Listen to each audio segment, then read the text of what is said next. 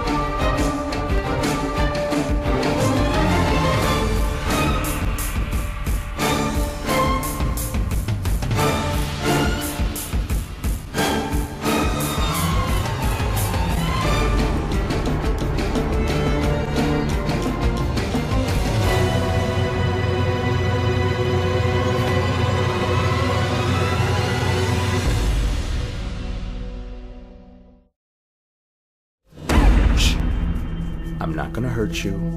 I just have a couple of questions. Now, very calmly, tell me your name. Jen Harper. Okay, I'm gonna let you go. And I want you to sit down, all right?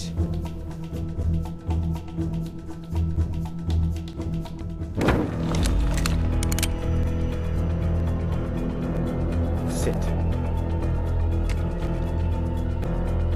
He was like that when I got here. Are these files on the server? No, just on my computer. Your computer? Where? At my desk.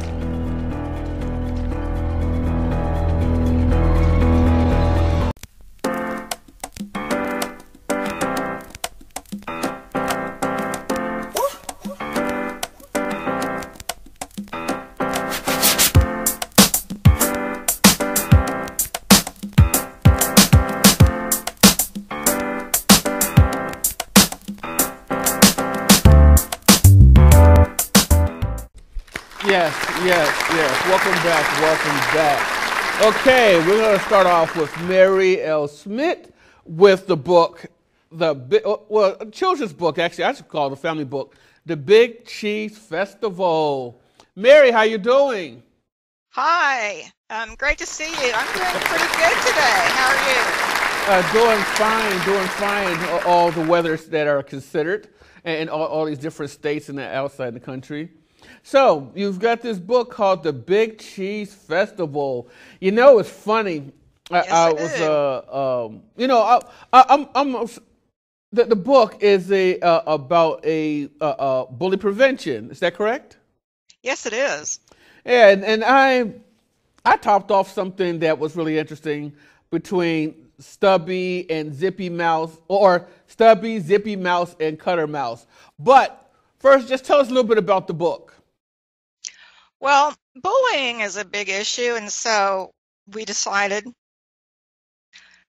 decided I would do a book on bullies, and I wanted to gear it towards children, younger kids, so that they could understand and the impact that bullying has. And what I ended up doing is we had a squirrel that had a short, stubby tail, and that was the inspiration. And so in this book, it's a big cheese festival book, but one of the squirrels has just half a tail, and he's being bullied because of it. And so we have found that with the illustrations, they are, and the text and everything is big. But we have had really great feedback on this book. We have read this book and gifted it to grade schools, to preschools, early learning education centers, and even Children's Hospital of LA, because it's an important issue. It doesn't talk about what can happen like in high school and junior high. It's not geared for those. It is geared for those under 10 years of age.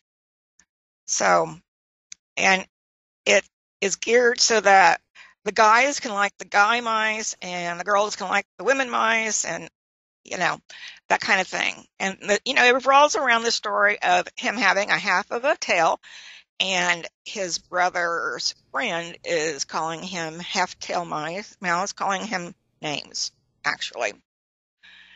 But in the end, he stands up for himself, and he ends up becoming the king of the Big Cheese Festival. In a nutshell. But it's a really good book. It's available in hardbound and softbound and ebook, and it's big illustrations. They're big. Yeah, the cute illustrations, very cute of these mouses, or I said mices or mouses. Because you said Mice. Mouse considered mice because they're considering in the teenage factor. I realized that Cutter Mouse is the one who, because I didn't know he was going to mention that about the half-tailed mouse, making jokes, which we would call, distasteful jokes these days when somebody brings somebody down. I mean, it used to be fun where I remember in high school we used to sit at the table and, they still, still do times you see it on TV, some of these reality shows, like Wild and Out and stuff like that, that people will make jokes at each other, but it's supposed to be jokes on fun, not to downgrade somebody purposely, deliberately. It's when it goes out of context, when it's not funny anymore, it's where they do that. And here I see that you had Stubby and Zippy together, but Cutter Mouse. So, it's interesting. Matter of fact, how did you come up with the name Zippy Mouse? Well, kind of the same way that we came up with the name for Stubby Mouse. We have wild backyard squirrels, and they come up because my husband likes to give them peanuts and walnuts and everything. And he puts food out for them, and one had a little stub of a tail, so he became Stubby, and he was really brave. And another one had a cut in the ear, so he became Cutter. And another one would be able to go up and down a flagpole really easy and fast, up and down. So we named him Zippy. And so they're actually named after real squirrels. Oh, so you named those squirrels? We named our backyard squirrels that would come up, yes. Nice. And we still do. The new ones, the new babies that are coming out, we do that with all of them. Once we figure out if they're going to be a male or a female, then we give them a name. There's one out right now, and it's got just a curl on one of its ears, so that's going to be curly. It's kind of interesting that you transformed them into mice, mice. But also that I saw the reviews, and oh my gosh, that was insane. You've got massive positive reviews. Yes, we actually went to Miami and received the International Bronze Medal for it. And we've had many awards for this book. And again, it's geared for the younger kids. It's not, I would say from the high being ages 8 to 10 and down. It's really good. Like in this one, after Stubby's been bullied, I don't know if I can put that up there right. He's got really big, oversized tears, and that's something that kids will see, these big, oversized teardrops coming down, and that way they can think about how it feels if it was them. Yeah. This is also a way for kids to understand if another child is wearing glasses, not to call them 4 eyes and that kind of thing. It's really for helping the bully issue to slow down from a younger age, so that maybe when they're older and they're in junior high and high school, they won't do it. And in return, if there's not as much bullying in those upper grades, there will be less suicides. Yes, understand. Yes. So, I mean, taking it all the way up. Okay. The then let me start off with this. How do bullies impact the youth? Well, I see it in the younger kids a lot, and I see kids crying, and it breaks my heart. People intervene. If it's in a school, I see intervention being done, but it breaks my heart because some of these kids are bullied their entire life. I've seen that. Coming in, and being in a small town, I've seen that. And it's just really sad. What's even more sad is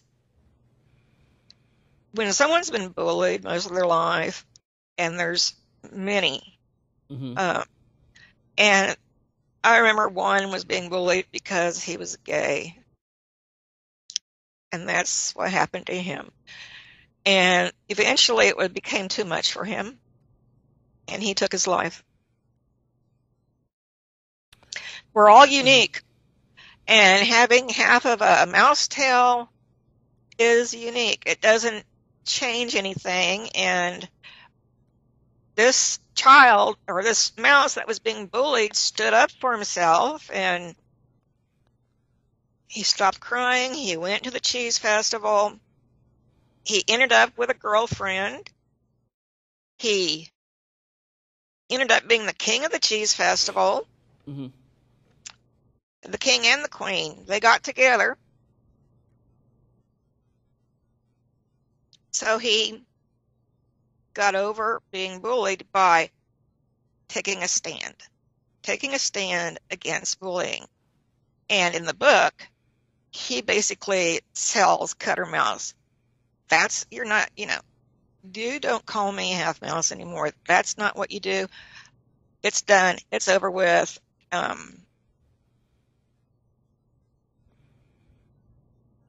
Well, He stopped it. It's funny that you mentioned about that when I was reading. I was the other day, matter of fact, or was it yesterday? I guess the other day, ended up had to go to. I received a phone call, and I had to go down to Ohio area because of to help his family out because of the children were getting bullied. Now, get this, and totally forgot when it started, this bullying thing many moons ago, when it kept picking up, besides the, back in the 50s and 60s, where that bullying, there's no strategic planning for bullies, or, something to think about. No strategic planning for bullies that likes to entertain themselves on a bus. In which case they beat up on a little kid. It was more of a like a close to maybe 11-year-old or whatever, with a little kid that's maybe 5 or 6 years old, and one of the kids said something to the little boy. I guess the boy wasn't paying attention. That the youth didn't pay attention, and he got punched in the nose. By a much older person, but that's still bully, and nobody did anything on the bus. So he had to stay on the school bus till he got to school with a bloody nose. And he's not the only one who has incidences like that. There are a lot of other children, because I when I got down there and they explained to me what's going on, and it was hard to try to digest is how the gap was missing between the school bus and the school. I thought they got cameras on the school bus. So what had happened by allowing this to happen on the school bus, unless nobody's not watching the cameras, or paying attention, and a child just got bullied, got harmed in the bullying, a little kid, and then turn around, goes to school, and has to deal with throughout the school until after school, when the child has to tell or tells the mother that or the child's brother that was on the bus also told the mother that he got punched in the face or punched in the nose. So what happened from in the beginning on the school bus and getting to the school, to the teachers, to the principals, what had happened? I mean, everybody is supposed to be getting involved in bullying, but then these gaps. But like nobody really wants to be involved. Is it because of the parents of the bullies, or it's always a random thing? I mean, you have any input for something like that, or any input period, for that matter? Well, because remember now, this is school. I know. And the children or teenagers going to school. This is where homeschool becomes more popular, because children do not want to, and the parents basically do not want their children always getting beat up on, so they go to homeschooling. Homeschooling does have its pros, but it also has its cons, because they're not out there learning how to socialize in the correct way. That's key. On these buses, there's really school districts, they only have X amount of money to pay people, and the bus driver cannot be watching the cameras and drive. It's just not safe. Not the bus driver just watch the cameras. Was something going on? I'm sorry. I thought the cameras were supposed to be at the school or connected with the school. That's not always the case, especially in rural areas. It's not. Okay. Ideally, there should be a second person on the bus. That's what I was thinking. That would be, and I would think that hopefully, because there's not a lot of money in school budgets. It would be really nice if the parent and teacher organizations would come up with, like one day a month, one parent rides the bus with the kids that day. You might do it once every 3 months, depending on how big the school is. It's just, I just think that that's a very good idea, is to have one parent every time on those buses. Why would they work? Oh, you mean rotation? It could be rotation, but that means the job preferences with the parents. They have to somehow be able to talk. Somehow, it's the employment agencies. It's kind of funny. It's when you have children. Maybe they should come up with something like that. When you have children, and there's a delegated thing like that for the bus, that the parent should still get paid for work hour, or move an hour up or something like that, so they will be counted as later or anything of that effect, because it does cost for living for families, but you also don't want to be reckless as well, especially out there these days. And one more thing, there was something you mentioned about socializing. Now, what's funny is, even though it does have a pros and cons with the socializing when you do homeschooling, but here's the really messed up part. Here's how you go, like, wait for it. Children does video games and all this. They don't even go to parks anymore. They don't go out hardly anywhere unless they're forced to go out to do something, to stretch out, to exercise, or go to the gym or YMCA. But nowadays, in this new type generation, okay, we're past Generation X, okay? We're on Y and Z right now. And these kids, they spend 85, 90%, or 95% either on their phones, on video games, anything that has to deal with technology. So homeschooling does kind of fits in that category. They're still secluded, isolated. They are. And the solution for that is to actually schedule it in, whatever you have to do. But social activities where you don't have anything but a cell phone with you, and you don't use it. And even in the schools, even in grade schools, they need to have just a social activity, such as, like a pumpkin carving time, or like, that would be something cool to do where everybody's involved in trying to make a pumpkin, and it's just something fun, and the kids are socializing with each other and with whoever adults are there present, and it's not a classroom setting or a bus setting. It's just a setting where they're doing this. Well, maybe they should find a way to draw. I like I like the way you think. Matter of fact, maybe they should actually bring the parents and the bully in to participate in something like that. Even with the victim and victimizer. I know it sounds kind of odd, but we're not talking about people that are grown. We're looking at as people being young. So being young. With that being said, maybe they should all be in a melting pot within trying to get along. And that's by, like you say, have some type of social activities at schools. Because otherwise, the schools will start becoming bare, just like the libraries are becoming bare. And every other area is going to be becoming bare because when it goes to, and here's the worst part of it. What happened if the bully is being bullied? So the only aggression to come out is by the bully taking it out on others. That's what they know. That's what they learn. That's what they do.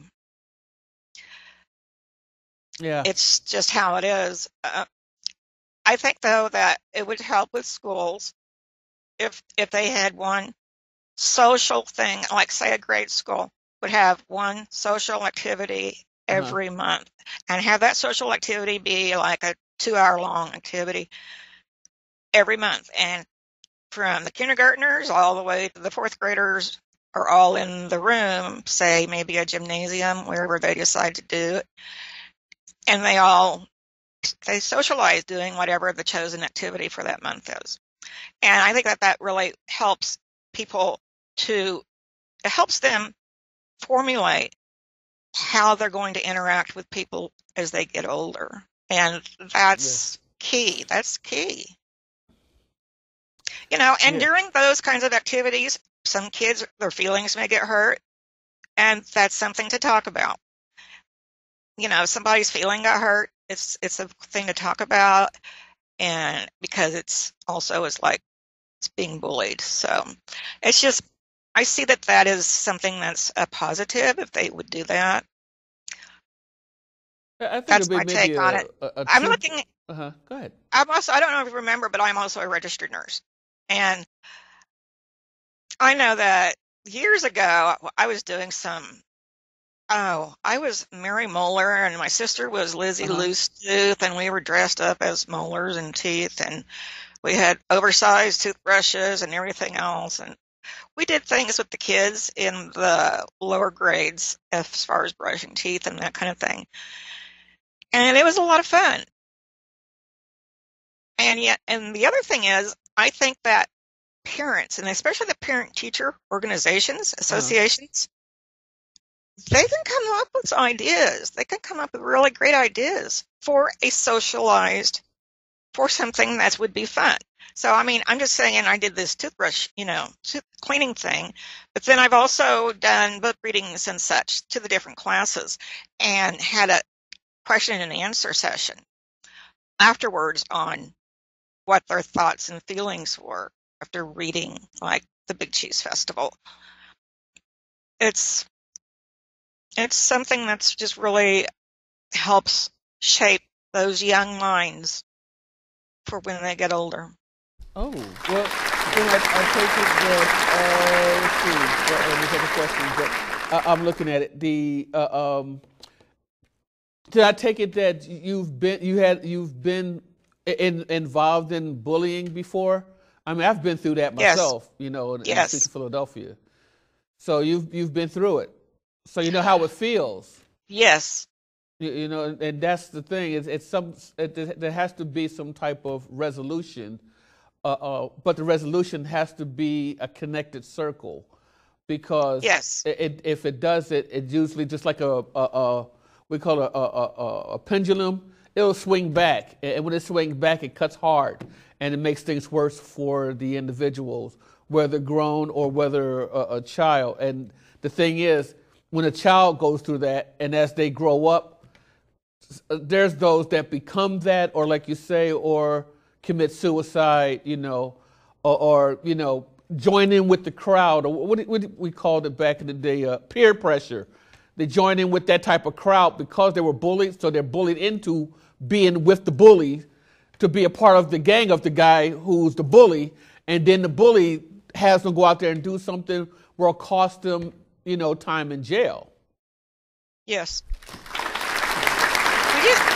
It needs to start early, honestly, in preschool, for the kids that are fortunate enough to be able to go to preschool. And the parents need to be on board. That's another key. Yeah. That parents need to be on board with these issues. I know the last time that I read this book to some first graders, I think it was, right after the reading and the presentation, one of the kids took another kid's pencil and ended up breaking the lead on it, and then threw it back at a child, and the teacher stepped right in, and all the kids they had to listen to, this is not acceptable, and the reasons why, and that it is bullying, and what did we just learn about how to not bully, how to yet stand up for yourself so that you're not bullied your entire life. And a lot of kids are bullied lifelong. They're just all the way through school.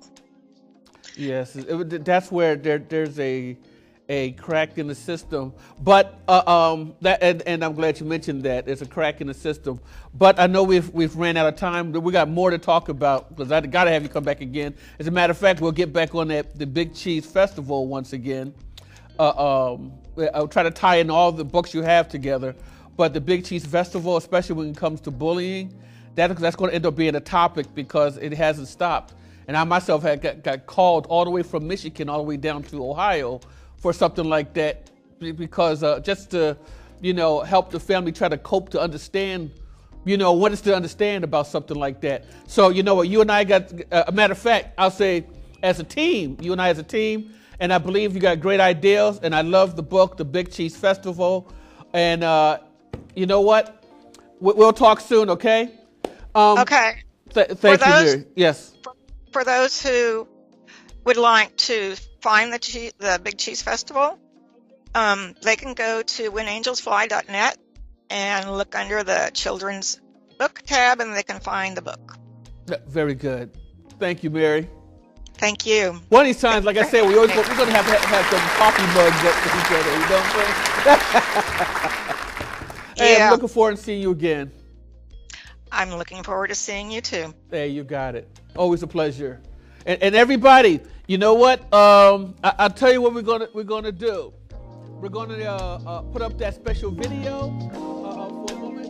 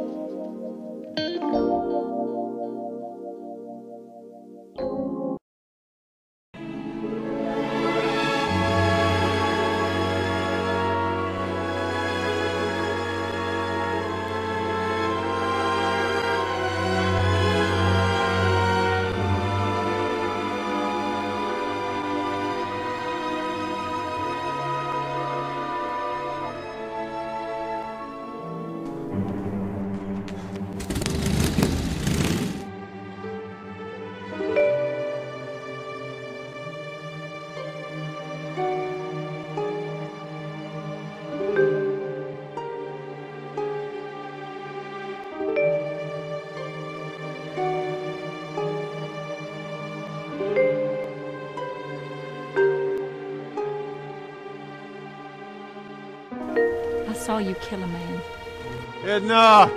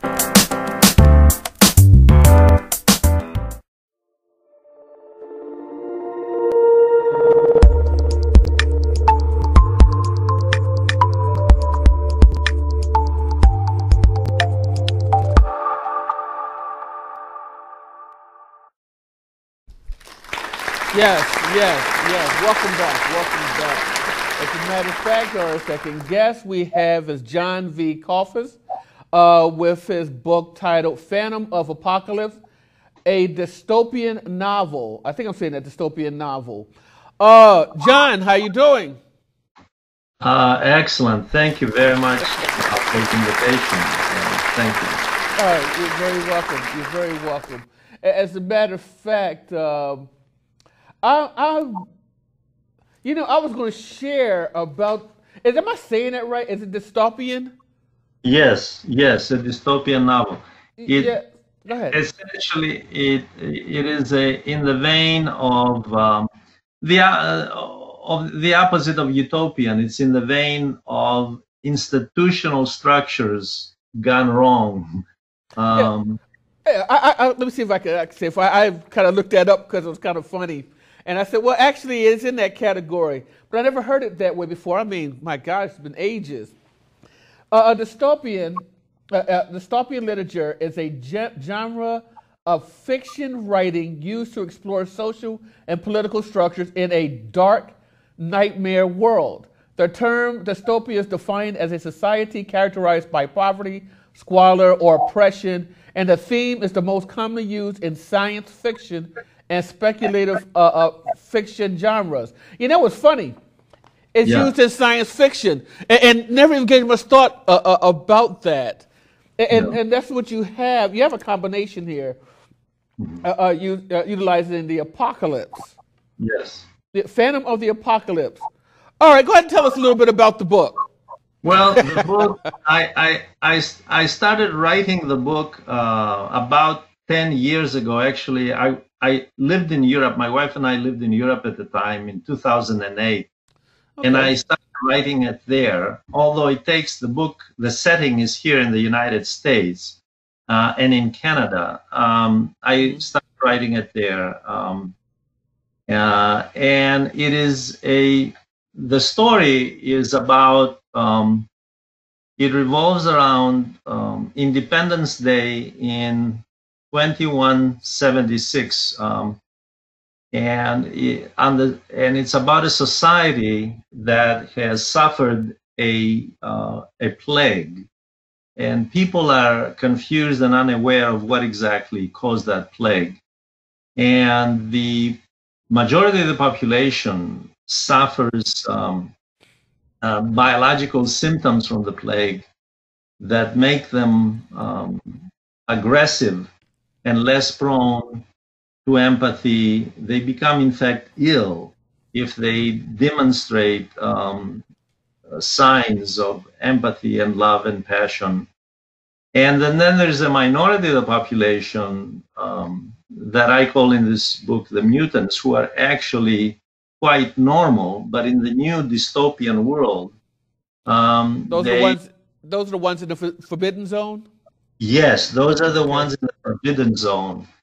Although they are the normal population, they are the ones that the society has relegated, has marginalized, and has relegated to the outskirts and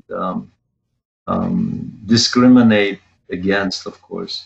And it's a society that is authoritarian, and the protagonists are two people, essentially: a medical doctor who is working on a medical solution, a genetic solution, biosynthetic solution, to start a new generation of people free of this disease, and then his partner, who does give birth to this new baby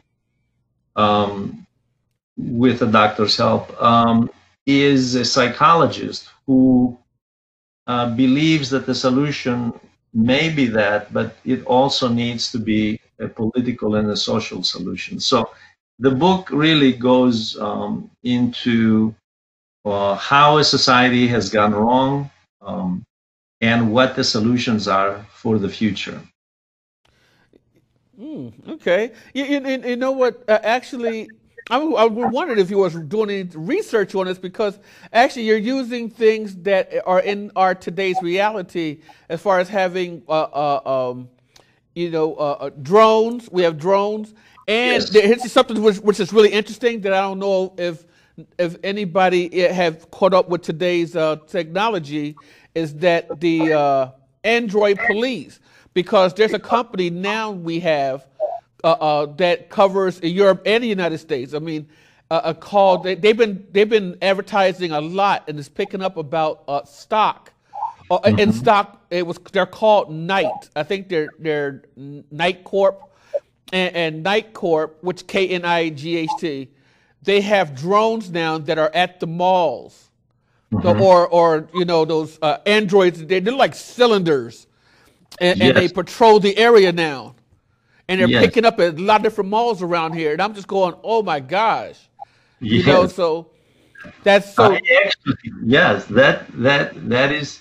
I actually have androids throughout the book policing, because this is a society that's authoritarian, and they rely heavily on drones and androids to police the society, and it is. It is a look at the future from a bleak perspective, although it has a very optimistic ending about the options humanity has. It doesn't have to choose the road of a police state. It has options. It can extricate itself. It can free itself of that kind of a police state, for its for the sake of humanity, of course. Oh, you're right. Actually, I was just thinking in my head. It was kind of humorous. I said, "Wow, it's kind of knocking some certain things in religion, different types of religions, out the box, because they really have to think a little broader scale to see what's really going on." Because it is become, about the one world order and all that, but it is a police society. Becoming a police society. Everything is geared that direction. And it's not just the humans. Actually, it's in robotics. There are technology, which is really interesting. Yes, that's an excellent point, because the technology itself is molding society and human beings. And this is another point in this novel, as the various characters become intertwined with the technology and become almost one, and so dependent on the technology that they repel. Nature to them is something that is alien eventually, and this is something that's developed, the humanity's embrace of technology and rejection of nature. No, that's right. No, that is exactly right. As a matter of fact, they're still. I mean, it's not even rejected. They're just pushing out the. They're still pushing out the autonomous vehicles. You go home and you've got some robot. Actually, you can buy one $1,500 now from even at Japan. You can buy these robots, or these autonomous little droids. Yes. To take care of things around the house. You know what? As a matter of fact, they started with the little disc cleaner thing that goes around the circle cleaning. And they just evolutionized so you get comfortable with the technology to have these drones in the house. And then you go to the hospital and you've got these machines now that thinks, they're the new surgeons. Yes. Which is really interesting. Yeah. And so we have our natural society, like I said, nature. It has reversed itself. We're now look at what's his name from Amazon. The moment he opened that door, that Pandora box of buying AI, he skyrocketed, becoming untouchable. Yes. Now he got Alexa is connected with everybody, no matter how we looking at it. Alexa, and I'm going, oh my gosh, do they know what we're involved in?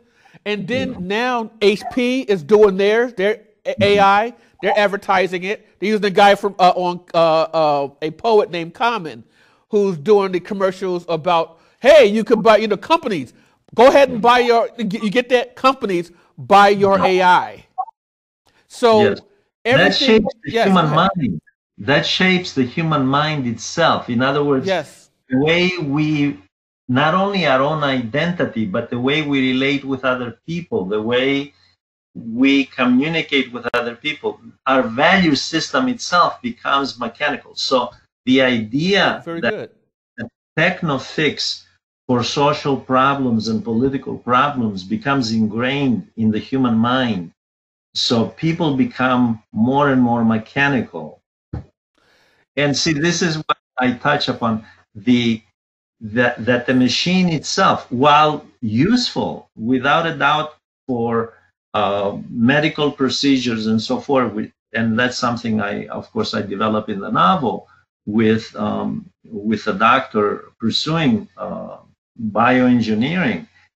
On the other hand, to be a human, what it is to be a human, what is it to be a human being? Is it to identify with an android? Is that the ultimate goal of a human being? Is the perfection, the technical perfection of the android, or rather to rejoice in nature and embrace the natural aspect of humanity, which is, of course, based on compassion, human compassion and creativity. Well, actually, you're right about that aspects. And I was thinking of, out with the humans, in with the machines, and like the Terminator. Then I thought about, okay, brain acceleration. First, we're supposed to learn how to use both sides of our brain, because they used to tell us we only use one side and not the other for some reason.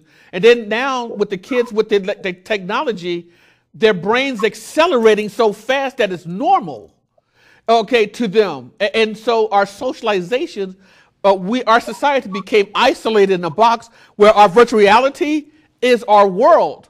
But on the outside of our virtual reality, our technology, like the surgeons, it's brain acceleration. If we have to catch up with it's like we have to catch up with AI's technology. Whatever the machine discovers, we learn from them now. So somehow we became we call it the maintenance for the machines. Yeah.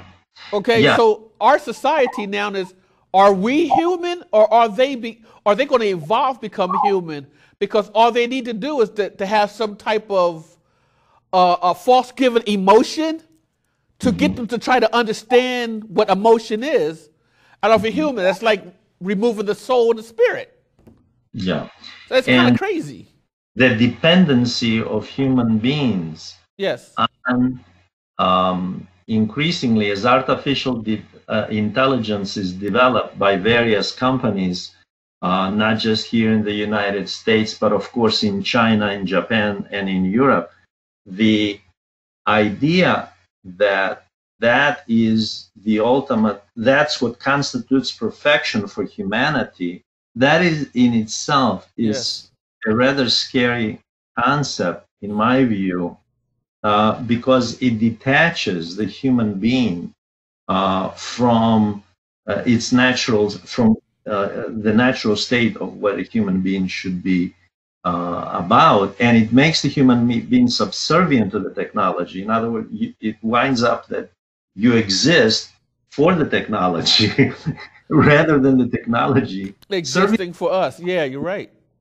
You see what I'm saying? In other words, it seems that where it's headed, there are ominous signs about that are there already about artificial intelligence, and these are some of the issues that I raise in the book. In other words, the mutants who in this book, who are these people who just want to live naturally and have no aversion to natural foods or to flowers and to swimming and to things and to interactions and demonstrating love and passion toward each other. Those things make the infected population ill, and yet the ones who are mutants are the ones who are actually natural, and this is why I developed this concept for this novel. I'm sorry. I was going to. I was wondering about that because I was thinking about why would you came up with that title, Phantom of Apocalypse. But you said something that I just saw yesterday. Yes. That the universities were getting rid of. They've already got rid of the meat, and going to direct vegan. But in reality, all of this is what we was doing before, was eating our natural vegetables and stuff like that. We just eliminated the meat because there really is no need. But thanks to our technology with science, that we can eat fake or pretend meat, from soybean. Mm-hmm. Yes. So I'm looking at what you was reading in your book, which I encourage others to read your book about this. It's almost like a fantasy, or actually, it's not. I couldn't even say fiction, really, because the way it looks, it's like Star Trek. Things they did told us what could happen in the future, and actually we end up with our cell phones. When Captain Kirk was, beaming up Scotty and all that stuff, or talking on his little phone thing, next it became cell phone. Then if you've noticed, as the technology on the TV shows was progressing, we end up with these keyboards and touch screens, and now everything is like it's normal. And so the only thing should be left is what's going to happen when this apocalypse take place, like in your book. What's going to happen? What's like choose a side or become a side. Yes, that is exactly right. And this is what, and then that leads, see, the institutions themselves are shaped around that technology. Mm-hmm. And the reason for the police state, when, of course, there is the plague outbreak, that's and incredible, fences around the city, is precisely because there is a political decision to be made. How do we control the masses? How do we maintain stability? And they go to the solution of a police state, you see. So those things, in other words, those are interrelated in this book. Well, tell us then about the new heaven. You got or should it be haven or heaven? Twilight, the new heaven. I deliberately chose that. That name. In other words, and the reason is because people look at the new paradise is, of course, a techno paradise. You see what I'm saying? Yes. So it came to me, so there is a techno fix for everything, human soul included. So I deliberately chose that, when in fact and this is the nature of a dystopian novel. Obviously, when you read the novel, it's not a heaven at all. It's actually a dreadful place. People are miserable. And so I deliberately, in other words, it's the opposite of what I call it in the novel. Well, here's to help you explain. What about like Eden's Cove? Okay, Eden's Cove, thank you for bringing that up. That is biblical. That is biblical. The Garden of Eden, in other words, that human beings start from the beginning. There's a new beginning, and there's, in northern Canada, in this pristine environment, there is this Garden of Eden, where there's a small community untouched by civilization, far from civilization, that has a new beginning.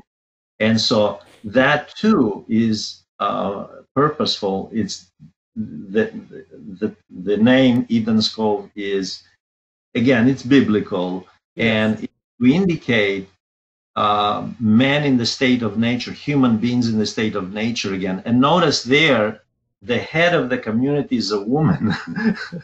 Yeah. Which, because men, of course, have created many problems in society, in techno society, and there is the woman, I didn't. I did it deliberately to indicate that the nurturing of and Mother Earth concept. I went back to my early studies of paganism, and I decided to do that. Oh, I was looking at the way like today's world right now, because it didn't matter what nationality, religion a man had. It's just that a man put in a position, like right now, even here with I don't want to get too heavy into politics, but also, No. And into the religious aspects, but something went south. You've got abused children, or somebody you're supposed to look up to that's in the religious aspect, I'll say it that way. And then you go up and you go like, okay, this is our the top of the government, the main man you listen to, the president or the governor or whatever, and then they're doing something, and I had to say bass backwards, and it's like, well, then why not a woman would step up and show what she may have, because she sees things from either, basically from a woman's perspective or a mother's perspective. Yeah. Okay. They're the nurse. birthers, so Yeah. they're thinking about things is to getting things done. Ours is to basically, we're gonna play golf and worry about it tomorrow. Yeah. I have the villain in New Heaven is, of course, the person who is in charge. Is a man. He's the Iron Guardian, as they call him mystically, to show that he rules with an iron hand, the city with an iron hand. And of course, there are some interesting twists on that throughout the novel about what happens to him and to his family. But the idea is to demonstrate that, in fact, the institutions that predominantly are created and controlled by males have gone wrong. And so in this new beginning in the wilderness of northern Canada, which is a community like a kibbutz in Israel, or a communitarian setting. In other words, it's an egalitarian setting where people share equally, and they share in the work, they share in everything, and they're not out to. They have no ambition to cheat each other, and the idea is to survive, as they are predominantly refugees. They're runaways from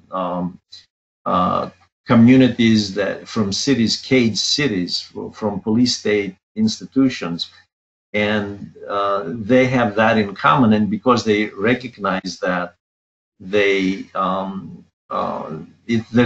a common goal and a common bond as human beings, and recognize and are grateful to nature for what it has to offer to them for their survival.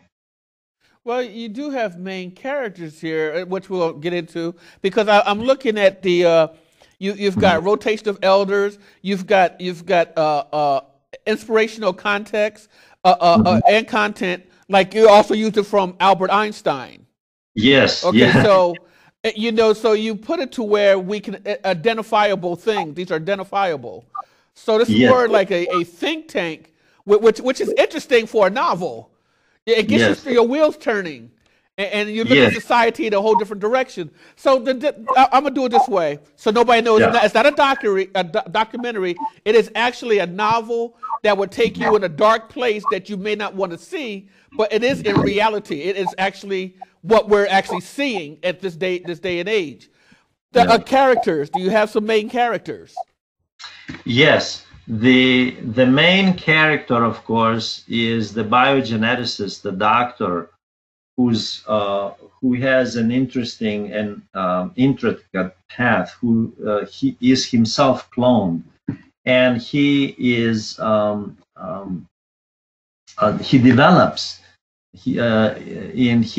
once the plague hits, for which, of course, in the novel, I explained that the corporation with which he was connected, which was a defense contractor, had an indirect responsibility for the biological warfare itself.